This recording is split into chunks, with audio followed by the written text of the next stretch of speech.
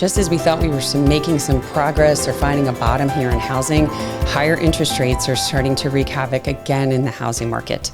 This is Megan Horniman, the Chief Investment Officer for Verdence Capital Advisors. We're coming to you today. It is Tuesday, April the 16th, with our regular segment of Markets with Megan, and we want to discuss the economic data we got today on the housing market. Primarily, this was the data on housing starts and building permits.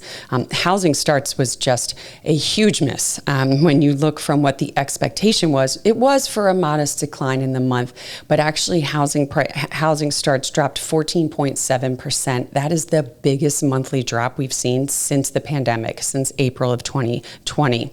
The declines were primarily in the multifamily sector, which is not that bad when we look big picture. And we have to do that with economic data because we do have an overhang of some multifamily housing units. But there was also a 12% drop in the single family homes. And that's what we need the inventory in order to get this tightness in housing to recover. Now, permits is a leading indicator for future construction. And this was disappointing as well. It fell 4.3%, and the expectation was for it to only marginally drop by less than 1%. The biggest drop was in the single family. So again, that's a little bit concerning because we have this housing shortage. We need to build homes for single families.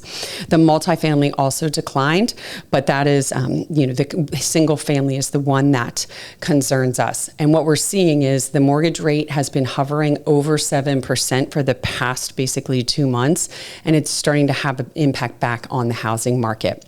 We'll get some more housing data this week that we will be back to report on. That's all we have today. If you have any questions or comments, please feel free to reach out to podcast@verdence.com. Thank you.